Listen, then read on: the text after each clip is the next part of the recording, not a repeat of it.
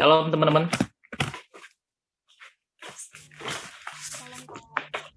Hari ini kita bahas tentang karunia sulung roh. Apa sih itu karunia sulung roh? Tadi Kalisa sempat singgung sedikit tuh. Karunia sulung roh itu sebetulnya kesempatan. Karunia sulung roh itu adalah kesempatan. Kesempatan apa, Kak? Kesempatan untuk dikembalikan ke rancangan semula. Itu yang disebut karunia sulung roh. Kesempatan untuk dikembalikan ke rancangan semula. Tidak semua orang diberikan atau mempunyai atau memiliki karunia ini. Hanya orang yang percaya di dalam namanya. Itu yang disebut sebagai karunia sulung roh. Oke. Kita buka dulu Matius 5 ayat 48. Saya rasa ayat ini sudah sangat familiar buat teman-teman. Matius 5 ayat 48.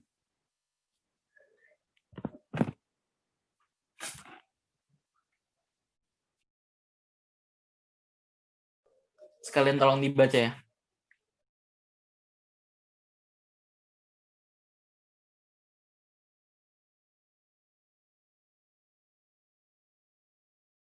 Ya, dibaca. Siapa aja yang mau baca, bebas. Matius 5 ayat 48, karena itu haruslah kamu sempurna, sama seperti Bapamu yang di surga adalah sempurna. Iya. Karena itu haruslah kamu sempurna sama seperti Bapamu yang di surga adalah sempurna. Dengan kata lain, orang Kristen itu sebetulnya memiliki sebuah panggilan khusus yang berbeda dengan orang-orang yang bukan termasuk orang pilihan atau bukan termasuk orang Kristen. Panggilan tersebut apa? Panggilan untuk menjadi sempurna. Nah, tidak semua orang diberi kesempatan untuk menjalani panggilan ini. Hanya orang yang memiliki atau mempunyai karunia sulung roh yang dikasih kesempatan untuk dikembalikan ke rancangan semula. Dikembalikan ke rancangan semula, kita tahu ya bahwa arti dikembalikan ke rancangan semula adalah keselamatan. Tujuan dari keselamatan yang diberikan oleh Tuhan Yesus adalah bagaimana seseorang dapat dikembalikan ke rancangan semula. Nah, ini kesempatan satu-satunya. Dan tidak semua orang diberikan kesempatan untuk mengenakan kodrat ilahi atau yang disebut sebagai kembali ke rancangan semula. Umat perjanjian lama tidak. Sesaleh apapun mereka tidak memiliki kesempatan. Mereka tidak memiliki potensi yang disebut sebagai karunia sulung roh ini. Kita yang tinggal di umat perjanjian baru, kita yang tinggal di zaman perjanjian baru, zaman anugerah, kitalah yang mempunyai kesempatan. Dan ini kesempatan satu-satunya. Tidak akan terulang lagi kesempatan seperti yang kita alami atau kita rasakan sekarang. Ketika seseorang itu mati atau meninggal atau berpulang, tidak ada kesempatan lagi untuk memperbaiki diri. Tidak ada. Jadi kesempatan satu-satunya untuk merubah diri hanya ada di bumi ini. Dan tentu kesempatan yang Tuhan kasih sangatlah berharga. Karena tidak semua orang memiliki panggilan khusus. Atau mempunyai karunia sulung roh. Tidak semua orang. Kalau misalnya nanti teman-teman bingung, atau saya kecepatan, atau bahasanya terlalu susah, teman-teman boleh interupsi, silahkan ya. Kak, tadi apa maksudnya Kak? Atau coba tolong diulang Kak, oke. Nggak apa-apa. Kamu boleh interupsi saya. Tadi kita udah lihat ya, di Matius 58, di situ dikatakan, haruslah kamu sempurna. Kalau Tuhan nyuruh kita untuk memiliki panggilan kesempurnaan, tetapi Tuhan tidak memberikan kita atau tidak memberikan kita fasilitas untuk mencapai kesempurnaan itu, Tuhan jahat. Kita disuruh sempurna, tapi kita nggak bisa jadi sempurna, Tuhan jahat. Tapi Tuhan memberi kita kemampuan untuk menjadi sempurna. Kemampuan apa yang Tuhan kasih? Penebusan, Roh Kudus, Injil, penggarapan akan firman Tuhan. Dan ini yang disebut sebagai karunia sulung roh. Ini yang disebut sebagai karunia sulung roh. Kesempatan atau potensi atau kemampuan supaya kita bisa dikembalikan ke rancangan semula. Kita buka Filipi 2 ayat 5 sampai 11 deh. Agak lumayan panjang ya, tapi nggak panjang banget kok. Filipi 2 ayat 5 sampai 11. Silahkan dibuka.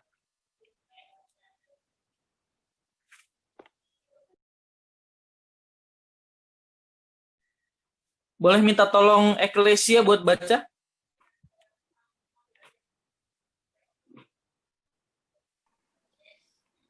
Dari ayat 2 sampai 11, Kak.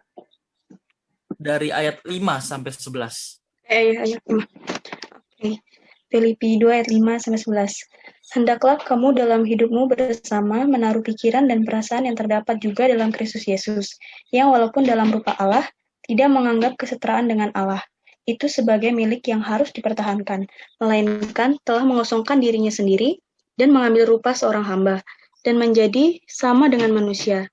Dan dalam keadaan sebagai manusia, ia telah merendahkan dirinya dan taat sampai mati, bahkan sampai mati di kayu salib.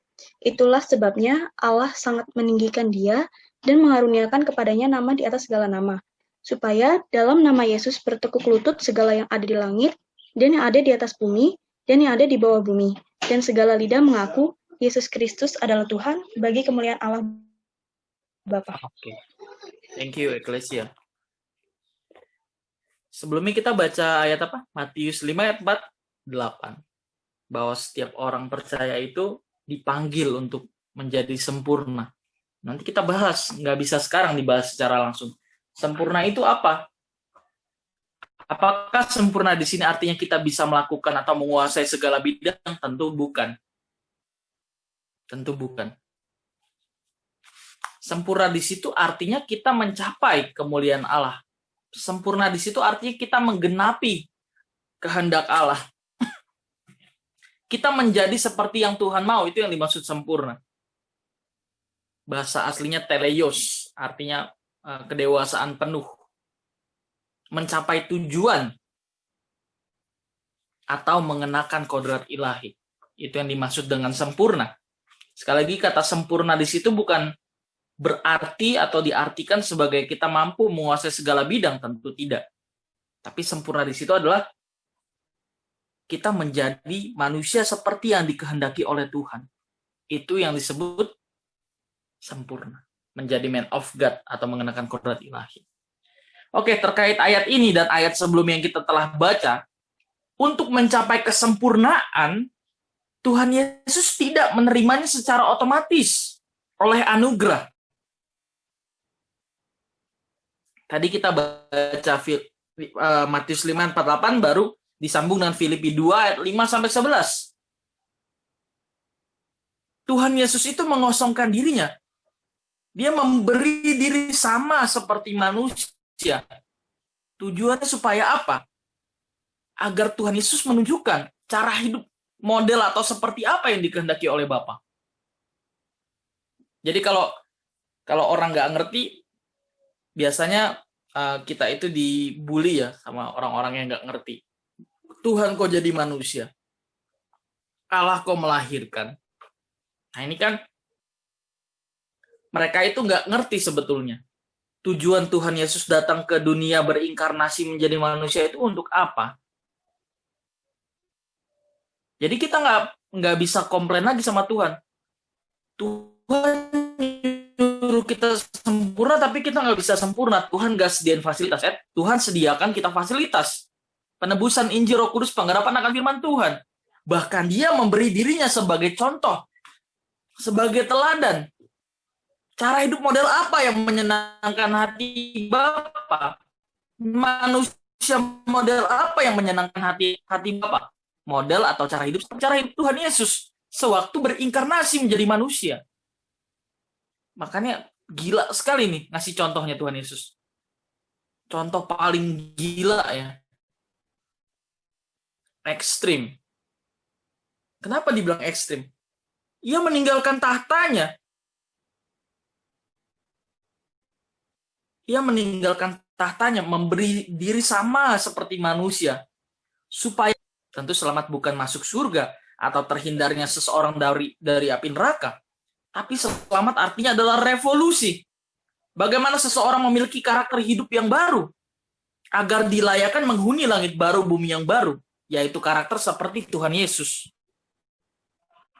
Karakter seperti Tuhan Yesus. Oke, untuk mencapai kesempurnaan sekali lagi, Tuhan Yesus tidak menerimanya secara otomatis oleh anugerah, tetapi hasil perjuangannya sendiri. Tapi hasil perjuangannya. Tentu yang dimaksud di sini, sewaktu Tuhan Yesus berinkarnasi menjadi manusia ya, untuk mencapai kesempurnaan seperti yang dikatakan Matius 5:48, Tuhan Yesus menjadi sama seperti manusia. Dia merasakan kemanusiaan kita. Maka tadi dikatakan tidak boleh lagi ada alasan bagi kita untuk mengatakan kita tidak bisa sempurna. Kita tidak bisa menjadi sesuai yang Allah mau. Karena Tuhan Yesus sudah memberikan teladannya, karena Tuhan Yesus memampukan kita lewat fasilitas keselamatan yang Ia berikan. Kesempatan yang berharga inilah yang disebut sebagai karunia sulung roh. Karunia sulung roh. Karunia dari kata karismata, artinya pemberian cuma-cuma. Karunia dari kata karismata, artinya pemberian. Sebuah pemberian cuma-cuma. Tuhan Yesus, sekali lagi, tidak menerimanya secara otomatis. Dia kan Tuhan waktu jadi manusia, ya wajarlah dia bisa sempurna. Dia mengosongkan dirinya. Jangan lupa itu.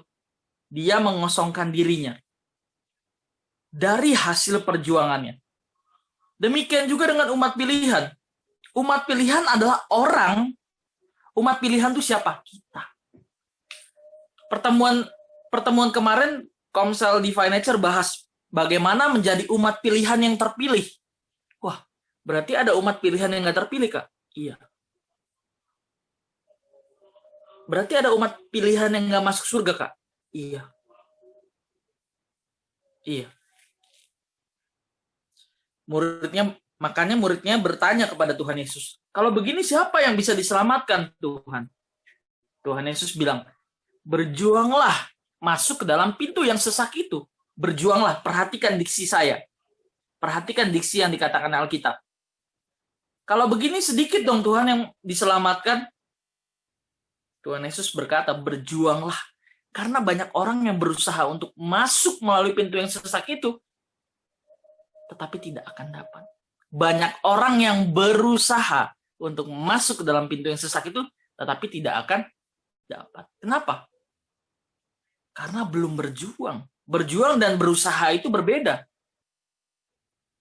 Berjuang dan berusaha itu berbeda. Kalau berusaha itu ya seadanya. Kalau berjuang itu kita mati-matian.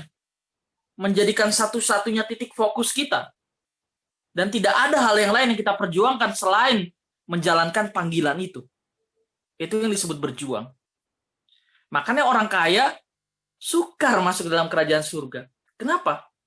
Karena fokus hidupnya apa yang dianggap penting, apa yang dianggap berharga, banyak. Makanya Tuhan Yesus bilang, kalau kamu mau ikut aku, jual segala milikmu, bagikan ke orang miskin, baru ikut aku. Baru bisa diajar.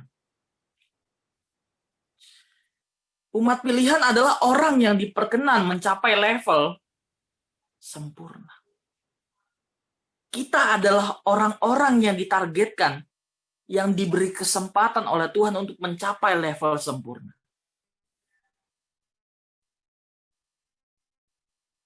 Jadi teman-teman jangan bingung lagi apa bedanya kita sama agama lain, Kak. Seharusnya kita nggak bingung lagi. Nggak bingung lagi. Kita bukan dipanggil, kita bukan dipanggil untuk melakukan perbuatan baik saja. Tujuan kita bukan melakukan perbuatan baik, bukan melakukan hukum, tapi bagaimana kita mencari maunya Bapa dan melakukan. Dua hal yang berbeda. Sangat berbeda. Tadi pagi yang ikut doa pagi pasti tahu ya, kalau Tuhan itu sendiri yang menjadi hukumnya. The Lord is my law. Jadi patokannya ya Tuhan, bukan hukum. Bukan jangan mencuri, jangan membunuh, bukan. Tapi hal-hal seperti itu harus sudah lewat dulu. Jangan orang bicara soal kesempurnaan, tapi moralnya masih cacat. Artinya masih suka bohong, masih suka gosipin orang, masih suka nipu orang, emosian, waduh, males, nggak bisa bicara kesempurnaan. Harus lewatin standar perbuatan baik dalam pengertian standar moral umum manusia atau standar moral pada umumnya, baru kita bicara kesempurnaan. Nah, kita yang diperkenankan untuk mencapai level sempurna inilah yang dimaksud oleh Paulus bahwa kita memiliki karunia sulung roh. Ulang ya. Kita yang diperkenankan untuk mencapai level sempurna inilah yang dimaksudkan oleh Paulus bahwa kita memiliki karunia sulung roh. Kita buka Ibrani 5 ayat 9. Ibrani 5 ayat yang ke-9.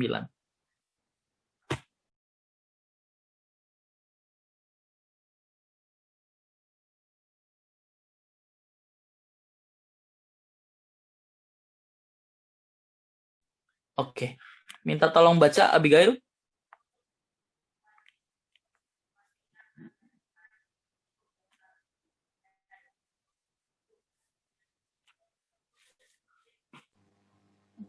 Ibrani 5 ayat 9. Yang dan kan ya? Iya, betul. Yang paling atas tuh. Sudah ia mencapai kesempurnaannya, ia menjadi pokok keselamatan yang abadi bagi semua orang yang taat kepadanya. Iya di situ siapa? Tuhan Yesus ya. Iya di situ Tuhan Yesus sewaktu berinkarnasi menjadi manusia. Jadi kalau tadi di awal dikatakan Tuhan Yesus juga berjuang loh. Sewaktu Tuhan Yesus mengosongkan diri, berinkarnasi menjadi manusia untuk memberikan teladan cara hidup yang menyenangkan hati Tuhan atau model manusia yang dikehendaki oleh Tuhan, Tuhan Yesus berjuang loh. Tuhan Yesus berjuang. Tidak otomatis. Dia tidak memakai ketuhanannya. Makanya di ayat tadi yang barusan dibaca, Ibrani 5 ayat 9, dikatakan, dan sesudah ia mencapai kesempurnaannya. Berarti kan dari kalimat ini jelas bahwa Tuhan Yesus itu harus melalui perjuangan. Sesudah ia mencapai kesempurnaan, ia menjadi pokok keselamatan bagi orang-orang yang taat kepadanya. Bagi orang yang taat kepadanya.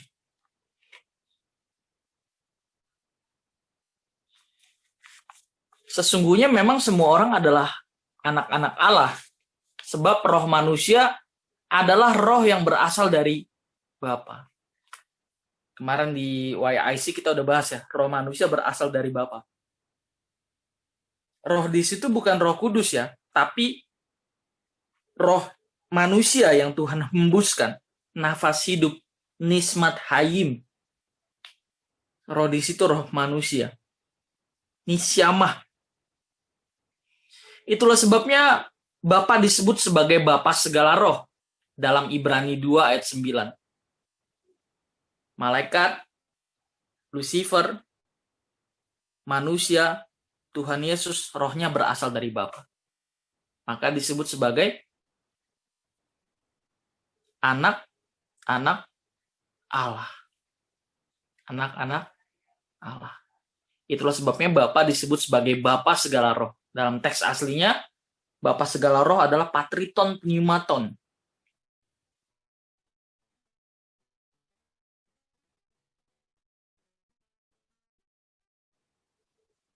Itulah sebabnya di dalam kitab Yakobus 4 ayat 5. Janganlah kamu menyangka bahwa kitab suci tanpa alasan berkata, roh yang ditempatkan Allah di dalam diri kita diingininya dengan cemburu. Ulang ya. Janganlah kamu menyangka bahwa kitab suci tanpa alasan berkata, roh yang ditempatkan Allah di dalam diri kita diingininya dengan cemburu. Sekali lagi, roh di sini bukan Roh Kudus, tetapi roh manusia. Kenapa roh manusia diingini Tuhan dengan cemburu? Kenapa? Oleh karena roh manusia adalah roh yang berasal dari dirinya, berasal dari diri Allah. Maka Allah menghendaki roh yang menjadi milik kepunyaannya kembali kepadanya. Coba bayangin deh, kenapa Tuhan Yesus sampai rela berinkarnasi menjadi manusia? Itu artinya kan kita makhluk yang berharga. Kita bukan yang ada karena satu kebetulan. Kita bukan ada atau eksis hasil dari proses evolusi. Dan sejarah dengan jelas mencatat ada manusia 2000 tahun lalu yang hidup, yang memperagakan cara hidup yang menyukakan hati Bapa. Cara hidup manusia yang dikehendaki oleh Allah, yang bernama Tuhan Yesus, yang namanya Yesus Kristus.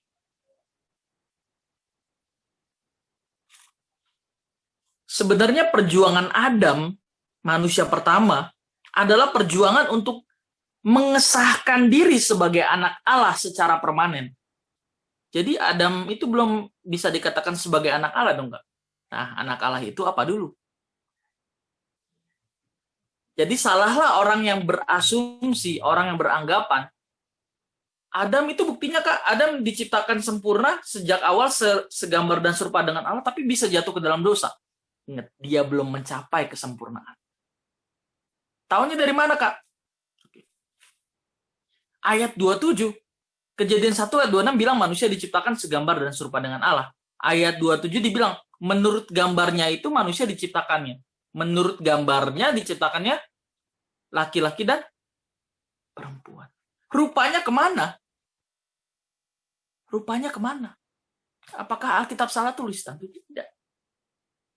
Rupa di situ kan dalam teks aslinya demut, artinya kualitas pikiran, perasaan, dan kehendak bebas yang mampu mengimbangi Allah dalam hal percakapan, sehingga manusia bisa menjadi rekan sekerja Allah. Kenapa kata serupa dalam ayat 27-nya nggak ada atau hilang? Karena memang keserupaan atau demut atau kualitas atas pikiran, perasaan, dan kehendak bebas itu perlu diperjuangkan. Jadi kenapa Adam dan Hawa bisa jatuh? Karena Adam dan Hawa belum mencapai kesempurnaan. Pada saat perjuangan untuk mencapai kesempurnaan, Adam dan Hawa sudah jatuh ke dalam dosa. Jadi Adam dan Hawa belum mencapai kesempurnaan. Salahlah orang yang beranggapan atau berasumsi mengatakan bahwa itu buktinya Adam dan Hawa bisa jatuh. Bukankah dia diciptakan segambar dan serupa dengan Allah, sementara kita segambar dan serupa dengan Adam, menurut Kejadian 5 ayat 3. Kejadian 1 ayat 26 kan gambar dan rupa Allah. Karena Adam jatuh, makanya kita nggak mewarisi gambar dan rupa Allah lagi, tapi gambar dan rupa Adam, menurut Kejadian 5 ayat 3. Gambar dan rupa Adam. Nah, kedatangan Tuhan Yesus sebetulnya untuk memberikan kita potensi atau kesempatan supaya kita bisa dikembalikan ke rancangan semula, segambar dan serupa dengan Allah lagi. Ini yang disebut karunia sulung roh. Seandainya Adam tidak jatuh ke dalam dosa, maka Adamlah yang menjadi teladan atau model manusia yang diinginkan oleh Allah. Seharusnya Adam yang mengalahkan iblis dan menjadi teladan atau aitios bagi para keturunannya.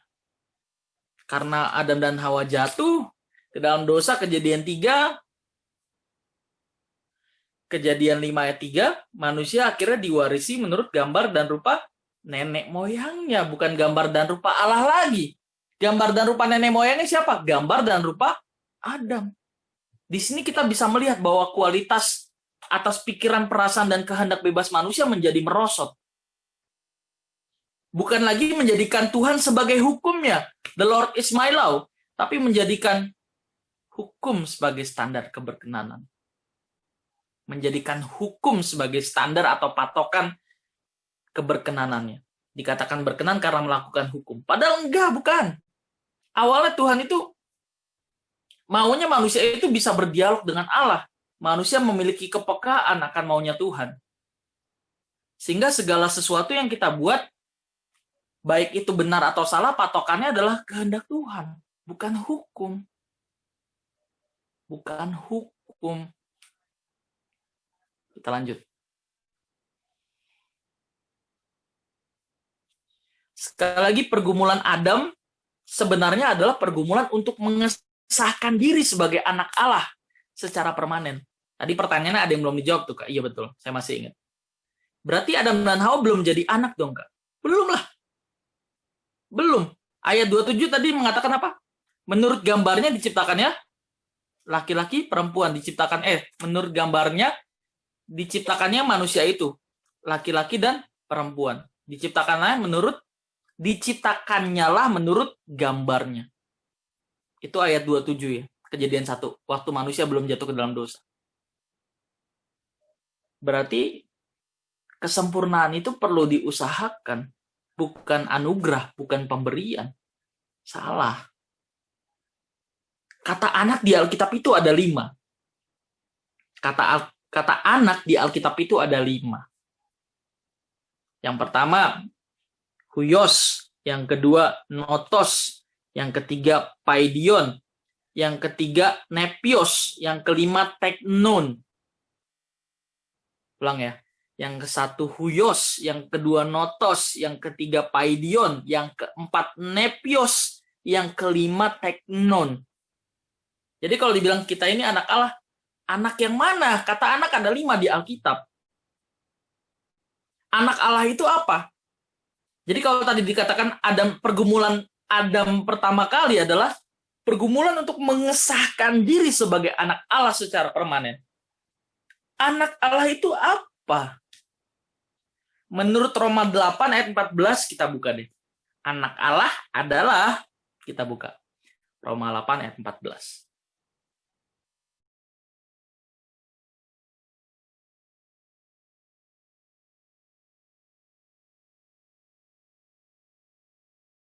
Minta tolong Wiksi dibaca.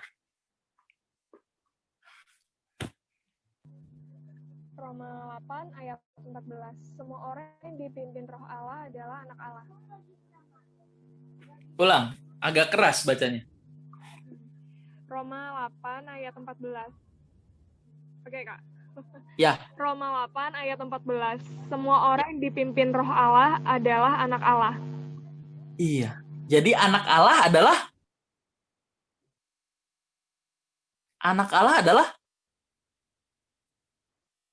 Semua orang yang dipimpin Roh Allah.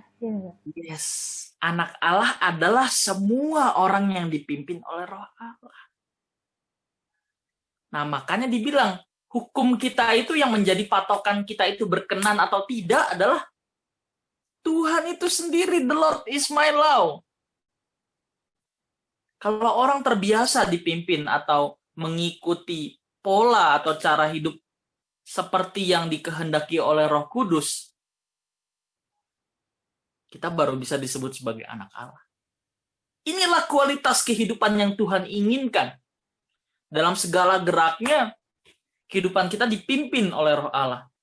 Dipimpin oleh Roh Allah maksudnya apakah? Dipimpin oleh Roh Kudus. Maksudnya dipimpin oleh Roh Kudus apakah? Dipimpin oleh kebenaran. Dipimpin oleh kehendak Tuhan. Baik kamu makan, baik kamu minum, melakukan segala sesuatu, lakukanlah untuk kemuliaan Tuhan. Oke, Wix. Thank you.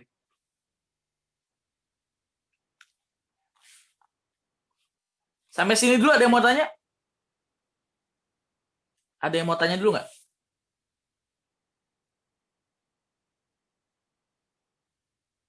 Belum? Nangkep ya?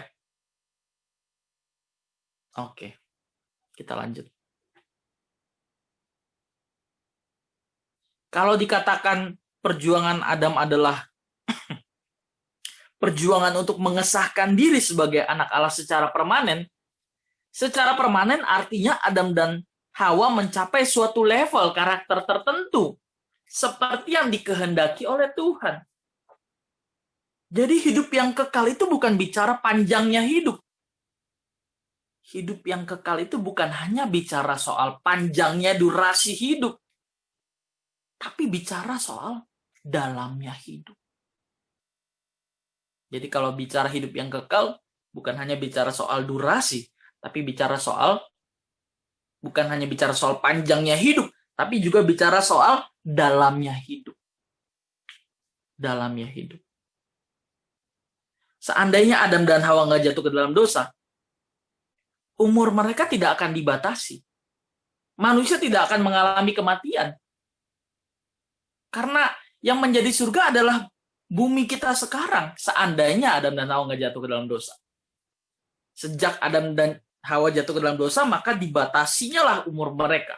Ini sebetulnya solusi dari Tuhan. Ini solusi, kematian itu solusi dari Tuhan. Solusi apa, Kak? Supaya manusia itu hidupnya nggak ngasal. Dan kalau misalnya manusia terus dibiarkan hidup sampai ratusan tahun, udah nggak bisa diubah lagi. Ada satu step tertentu yang dinamakan point of no return, di mana orang nggak bisa berbalik lagi, nggak bisa diubah lagi, nggak bisa bertobat lagi. Maka sebelum adanya point of no return, sebelum manusia mengalami hal itu ya, dibatasinya lah umur hidup manusia. Ini sebetulnya solusi. Udah dibatasin aja manusia masih susah untuk bertobat, apalagi nggak dibatasin umurnya. Makin mengakarlah kesalahan di dalam jiwanya. Makin membelenggulah kodrat dosa di dalam dirinya. Sejak Adam dan Hawa jatuh ke dalam dosa, kan Adam dan Hawa punya karakter dosa. Punya karakter dosa. Karakter dosa inilah yang disebut sebagai kodrat dosa. Human nature, sinful nature, kecenderungan untuk selalu meleset. Kodrat dosa itu apa? Kecenderungan untuk selalu meleset. Tentu meleset dari kehendak Tuhan. Tentu meleset dari kehendak Tuhan. Jadi secara permanen sekali lagi artinya Adam dan Hawa mencapai suatu level karakter ilahi yang ideal seperti yang dikehendaki oleh Bapa dan tidak pernah akan berubah lagi atau tidak akan pernah jatuh lagi. Jadi point of no return itu sebetulnya bicara dua pusaran besar. Oke, saya harus gambar kayaknya. Bentar.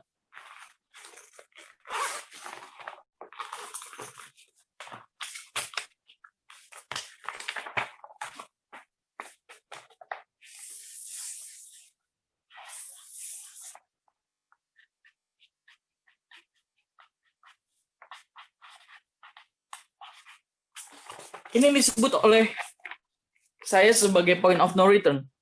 Titik tidak balik.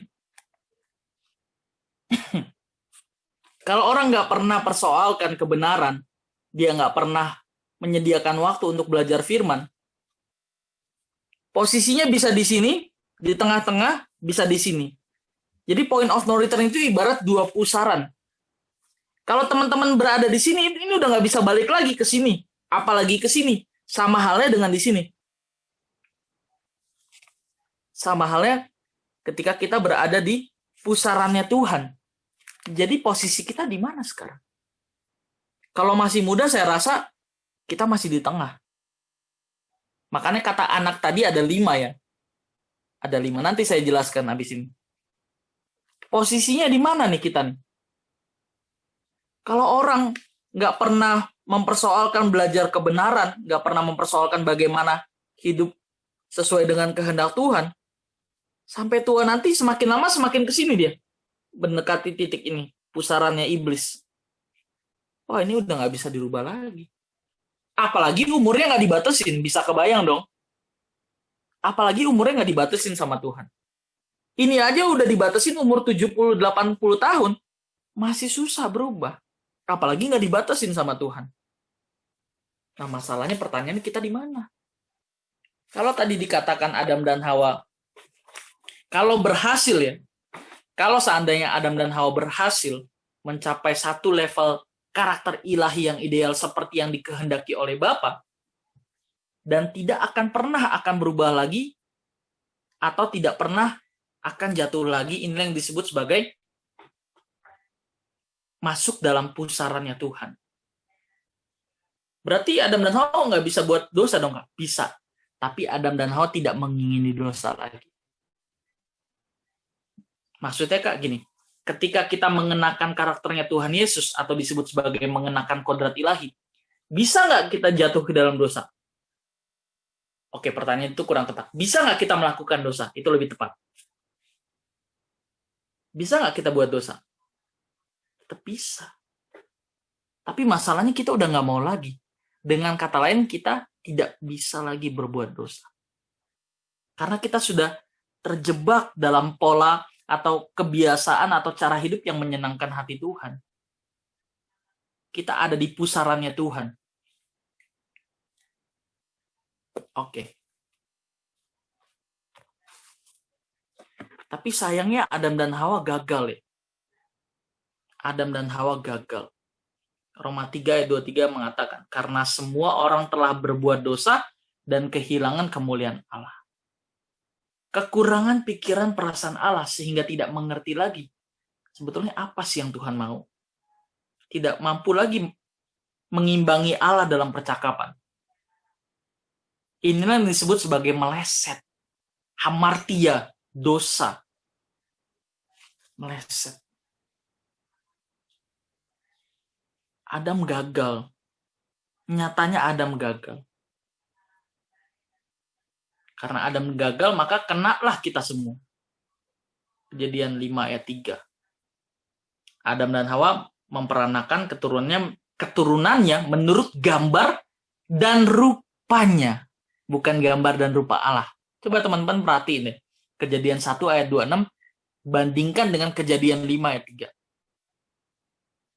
Kejadian 1 ayat 26, manusia belum jatuh ke dalam dosa. Kejadian 3, manusia sudah jatuh ke dalam dosa. Dengan kata lain, kejadian 5, konteksnya sudah jatuh ke dalam dosa.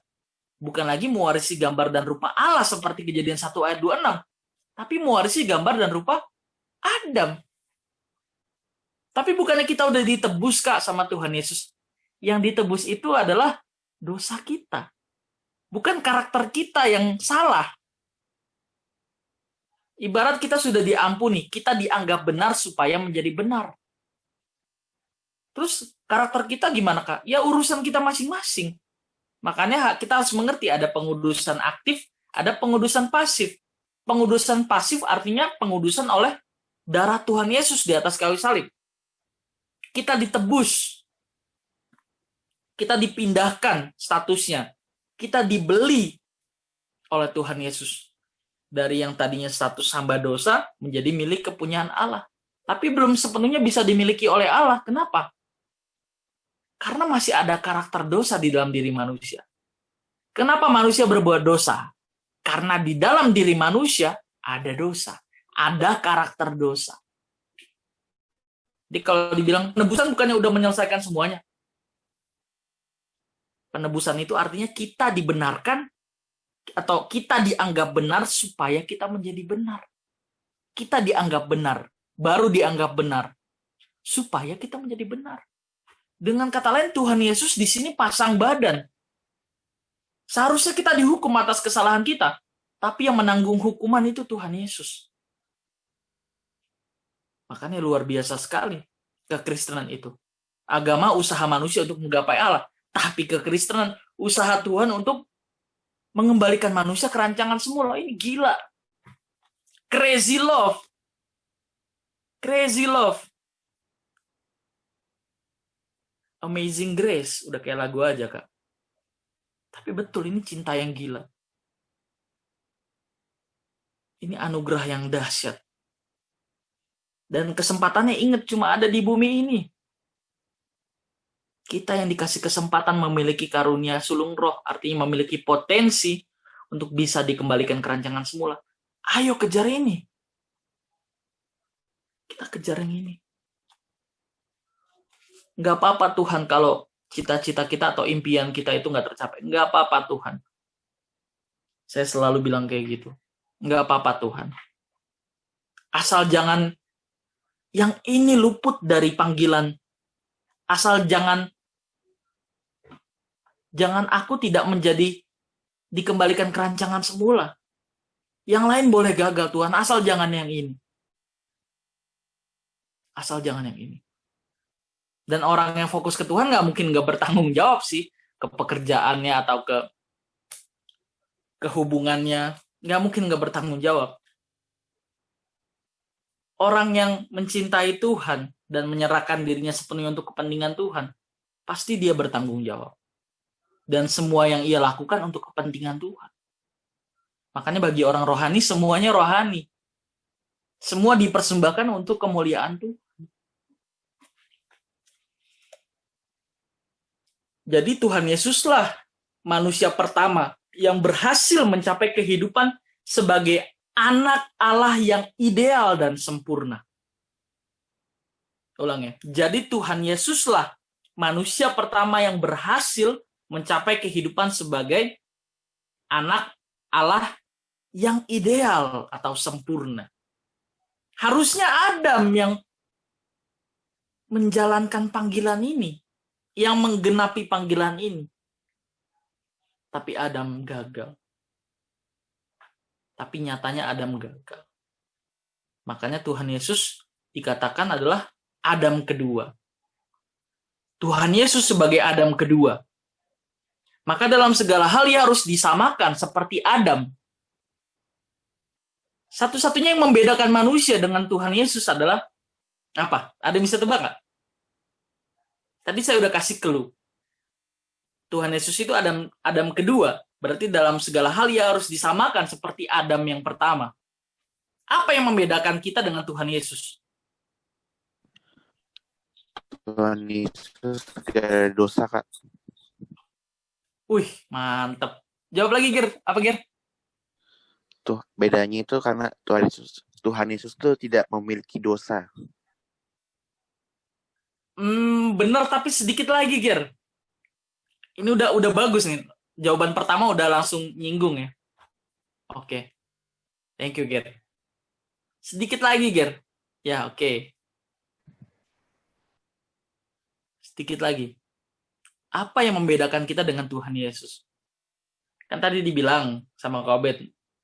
Kak Obed tadi bilang, Kak, dalam segala hal disamakan dengan manusia.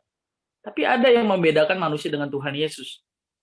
Dalam konteks waktu Tuhan Yesus berinkarnasi menjadi manusia. Tadi yang dijawab sama Gary udah benar. Cuma sedikit lagi. Kurang kata kodrat kok. Iya. Tuhan Yesus tidak punya karakter dosa.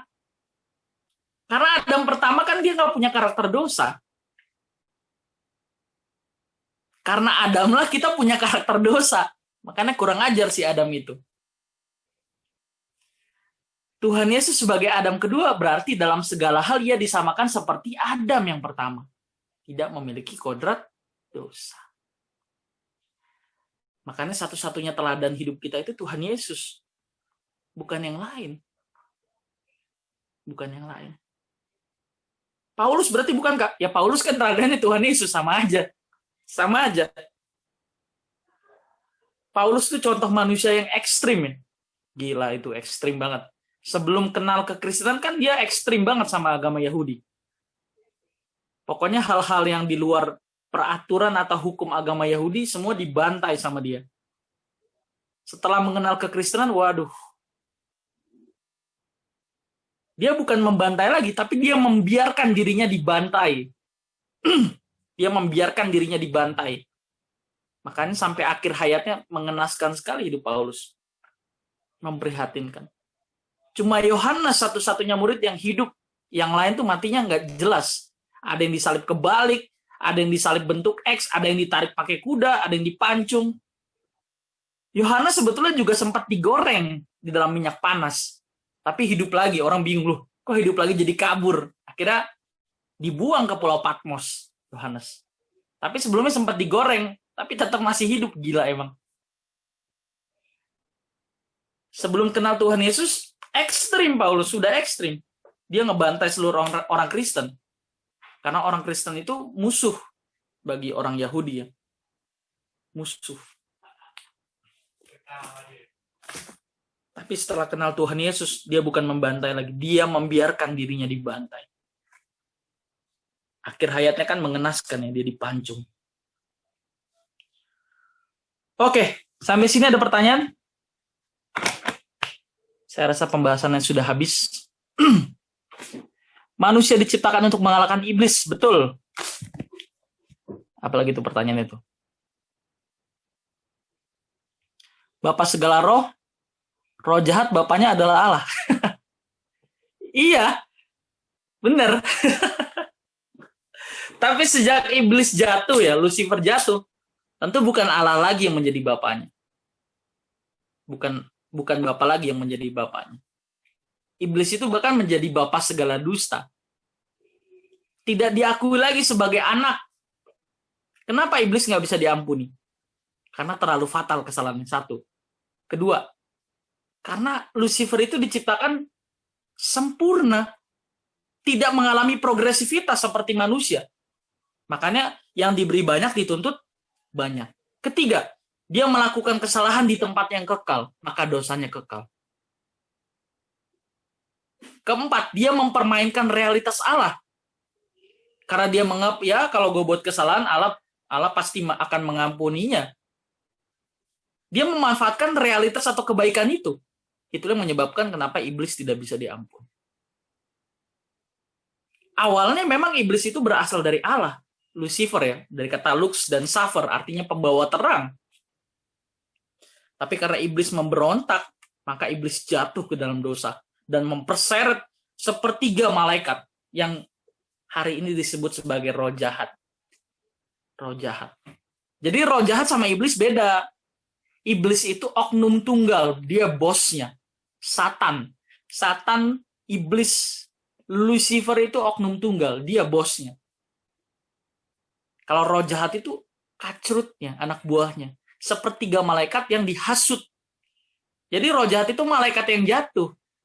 Lucifer malaikat bukan ke nanti. Belum saatnya hal ini dibagikan nanti ya. Oke, ada pertanyaan lagi nih. Liz, tolong bacain, Liz. Pertanyaan yang ketiga.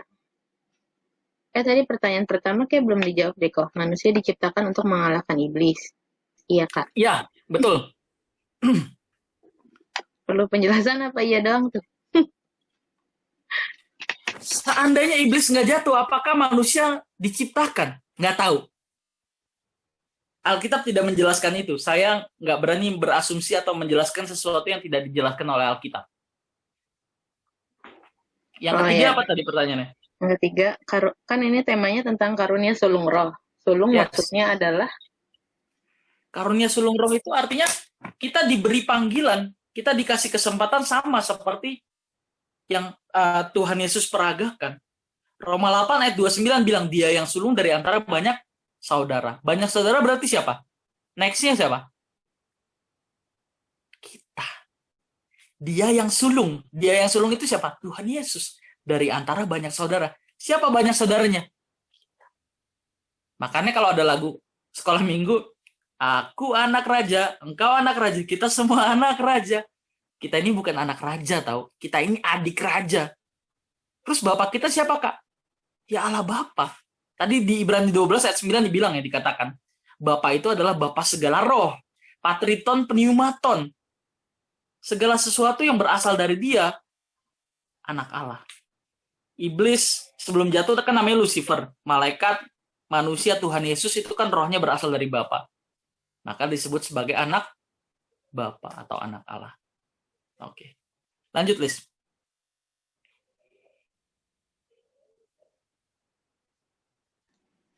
Udah kok. Pokoknya kajian nanyanya arti kata sulung mungkin ya. Arti kata sulung yang dimaksud tuh apa gitu. Kenapa namanya karunia sulung roh? Oke. Jelas ya? Oke. Ini ada lagi pertanyaan nih. Kayaknya nggak mau di-mention namanya. Kak, mau tanya berarti kesempurnaan seperti Bapak itu adalah kualifikasi keselamatan kita. Wah, ini pertanyaan bagus ini. Betul. Betul banget. Lalu bagaimana kalau kita nggak bisa mencapai kesempurnaan itu karena kita masih memakai tubuh daging yang lemah ini? Dan Tuhan bilang kamu diselamatkan oleh kasih karunia bukan hasil usahamu sendiri. Berarti segala perbuatan kita nggak akan pernah layak di hadapan Tuhan. Mantap nih pertanyaannya.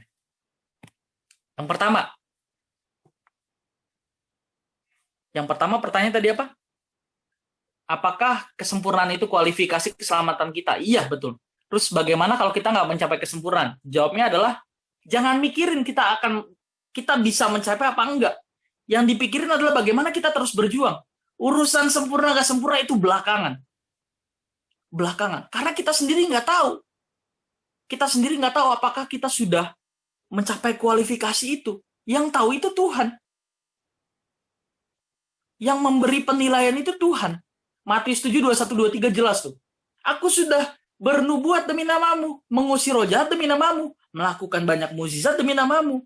Tapi Tuhan berterus terang, aku tidak menikmati kamu. Aku tidak mengenal kamu.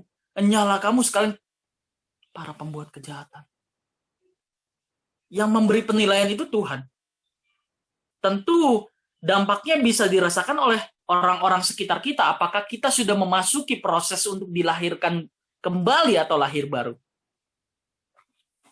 Bisa dirasain ya sama orang-orang sekitar kita. Tapi kita nggak bisa tahu apakah kita sudah mencapai titik itu. Jadi kita nggak usah mikirin apakah kita bisa sempurna apa enggak. Yang penting kita menaruh pengharapan akan janji Allah. Kita bisa kok dikembalikan kerajaan semua. Urusan sempurna nggak sempurna itu belakangan. Yang penting kita terus berjuang. Kalau kita mikirin sama seperti ujian. Kalau kita mikirin, aduh, nanti kira-kira dapat 100 nggak ya? Aduh, dapat 100 nggak ya? Dapat 100 nggak? Kita jadi salah orientasi berpikirnya. Fokusnya jadi salah. Fokusnya apa, Kak? Fokusnya membenahi diri. Bagaimana pikiran perasaan kita terus diperlengkapi dengan kebenaran firman. Sehingga itu membangun kepekaan, kecerdasan roh yang mampu menangkap maunya Tuhan dan kita melakukan. The Lord is my love. Itu keren banget. Gimana terus Kak keselamatan oleh anugerah? Ya memang kita nggak bisa selamat tanpa adanya anugerah. Anugerah itu apa dulu pengertiannya? Anugerah artinya adalah kemurahan hati Allah yang menyelamatkan. Kita ini nggak layak, tapi kita dilayakkan oleh Tuhan Yesus. Terus gimana kaitannya dengan perbuatan baik? Keselamatan karena anugerah bukan berarti mengabaikan tanggung jawab. Memang kita nggak bisa selamat dengan perbuatan baik, dan kita jangan merasa dengan perbuatan baik maka kita diselamatkan. Semua itu karena anugerah kok. Semua karena anugerah. Nah ini penting, paling penting nih. Kalau bicara anugerah, saya selalu bilang hal ini. Anugerah itu tadi pengertiannya apa? Kemurahan hati Allah yang menyelamatkan. Apa bukti kemurahan hati Tuhan yang menyelamatkan? Dia mengutus putranya satu-satunya. Satu-satu putra kesayangannya. Buset, kalau Tuhan Yesus gagal, jagat raya ini mau kayak apa nasibnya? Semua di bawah kuasa kegelapan. Seandainya Tuhan Yesus gagal, nyatanya Tuhan Yesus berhasil. Nah, bicara soal anugerah tadi apa? Kemurahan hati Allah yang menyelamatkan. Anugerah bukan hanya untuk diterima. Nah, kebanyakan orang salah konsep tentang anugerah. Gue percaya Tuhan Yesus, dia Tuhan dan Juru Selamat, gue selamat. Salah. Anugerah bukan hanya untuk diterima, tapi juga untuk diresponi. Tapi jangan menganggap dengan respon yang kita lakukan, kita memberi sumbangan terhadap keselamatan kita. Tetap kita nggak bisa selamat tanpa adanya anugerah. Nggak bisa selamat. Jadi yang benar adalah yang benar itu bukan kita berbuat baik maka kita selamat, tapi karena kita sudah diselamatkan maka kita berbuat baik. Ulang ya. Yang benar itu bukan kita berbuat baik supaya diselamatkan. Salah itu. Yang benar adalah karena kita sudah diselamatkan maka kita berbuat baik. Filipi 2 ayat 12 jelas kok. Jadi kalau ada orang yang mengabaikan tanggung jawab ya, maksudnya nggak merespon anugerah dari Allah, itu sesat gitu, menyesatkan. Filipi 2 ayat 12 jelas bilang, kerjakanlah keselamatanmu dengan takut dan gentar. Jadi keselamatan perlu dikerjakan, Kak. Dikerjakan maksudnya apa, Kak? Direspon. Maksudnya kerjakan keselamatan apa, Kak? Ngerespon anugerah yang Tuhan kasih. Apa tuh, Kak? Penebusan, Roh Kudus, Injil, penggarapan akan firman Tuhan. Kita pakai. Privilege itu. Kita pakai hak istimewa itu. Supaya kita bisa dikembalikan ke rancangan semula. Jadi kalau kembali ke pernyataan saya tadi, saking stresnya ya, karena kan bingung juga ini mau memaksimalkan potensi atau mau mencari maunya Tuhan. Ternyata harus dua-duanya. Tapi kalau bicara soal cita-cita ya, aduh, kan setiap orang punya cita-cita ya, punya mimpi, dream ya. Saya berdoa ke Tuhan, nggak apa-apa deh Tuhan, mimpi saya nggak kecapai, cita-cita saya nggak kecapai, nggak kesampaian. Tapi jangan yang satu ini Tuhan. Jangan yang satu ini, nggak apa-apa Tuhan, saya boleh gagal di dalam bisnis. Bahkan saya mengalami kegagalan-kegagalan lain. Nggak apa-apa Tuhan, tapi jangan yang satu ini Tuhan. Yang mana, Kak? Panggilan keselamatan ini. Jangan sampai gagal. Cuma sekali kesempatannya. Kebanyakan orang berpikir, hidup cuma sekali, nikmatin aja. Ini calon-calon orang yang nggak akan selamatin. Bukan hanya selamat definisi dikembalikan ke rancangan semula, tapi selamat masuk surga. Orang-orang seperti ini nggak dilayakkan masuk surga. Karena hidup cuma sekali ya nikmatin aja. Dia nggak tahu kehidupan kita yang sebenarnya adalah setelah kematian dan itu keabadian. Masalahnya kita kekal bersama Tuhan atau tidak bersama Tuhan. Itu masalahnya. Oke. Sampai sini saya rasa kejawab ya. Kejawab nggak nih? Kalau nggak kejawab nggak apa-apa, interupsi aja. Kejawab? Kejawab, mantap. Oke.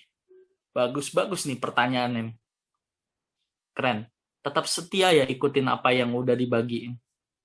Teman-teman nggak akan pernah nyesel milih keputusan ini. Nggak akan pernah nyesel. Saya dari awal masuk KGB, masuk komunitas ini, masuk 180. Nggak pernah saya sesali. Nggak pernah. Nanti kita pada saat di LB3 kita senyum-senyum. Waduh, seandainya dulu gue nolak masuk komunitas, mungkin gue nggak ada di sini. Kita sama-sama pulang ya. Siap-siap. Kita sama-sama bersiap-siap, berkemas-kemas. Kita ketemu lagi di LB3. Oke, ada lagi nih pertanyaan. Mantap juga ya. Sabar ya guys. Ngomong-ngomong Kak, tadi Kakak bilang hanya umat pilihan, berarti orang yang tidak mengenal atau menerima Yesus tidak bisa diselamatkan. Apa Tuhan tidak adil? Nah, ini pertanyaannya.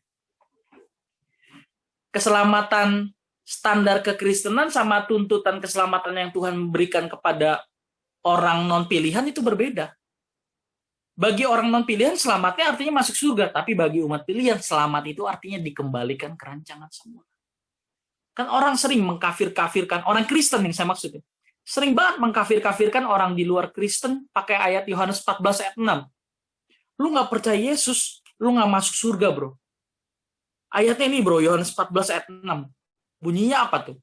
Akulah jalan dan kebenaran dan hidup. Tidak ada seorang pun yang datang kepada Bapa kalau tidak melalui aku. Padahal konteksnya itu keselamatan buat orang percaya loh. Berarti orang di luar Kristen bisa masuk surga, Kak? Bisa. Bisa. Nah, ini berkaitan dengan pengadilan ya, atau penghakiman. Adanya dua kitab untuk menghakimi. Orang pilihan atau orang percaya atau orang Kristen akan dihakimi menurut kitab kehidupan anak domba. Sementara orang di luar Kristen, di luar orang percaya, akan dihakimi menurut kitab kehidupan. Adanya dua kitab ini harus diperhatikan. Nah, ini kan menyangkut keselamatan, menyangkut penghakiman, menyangkut surga. Waduh, ini menyangkut banyak doktrin ya. Pelan-pelan aja ya, pelan-pelan. Pelan-pelan. Nanti lama-lama juga ngerti. Kalau nanti saya jawab, nanti ada pertanyaan lagi. Mendingan ikutin aja dulu ya. Gitu. Tapi saya rasa bisa kejawab nggak nih? Bisa diterima nggak nih jawabannya?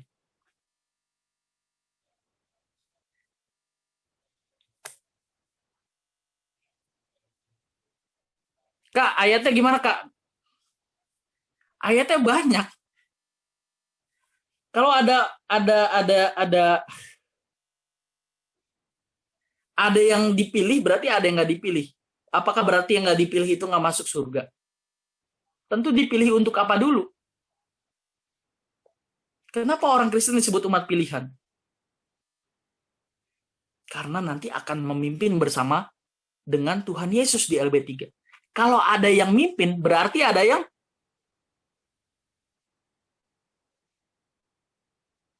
yang dipimpin. Yang dipimpin siapa? Orang-orang yang tidak memiliki pola atau kebiasaan mencari dan melakukan kehendak Tuhan. Siapa mereka, Kak? Orang non-Kristen yang masuk surga. Orang non-Kristen yang masuk surga. Nanti kita bedah lagi ya. Ini sebetulnya jam 7 ada pertemuan ini. Pemimpin Komselnya. Jadi nanti kita lanjut lagi deh. Oke. Thank you buat teman-teman udah kasih pertanyaan. Makasih juga udah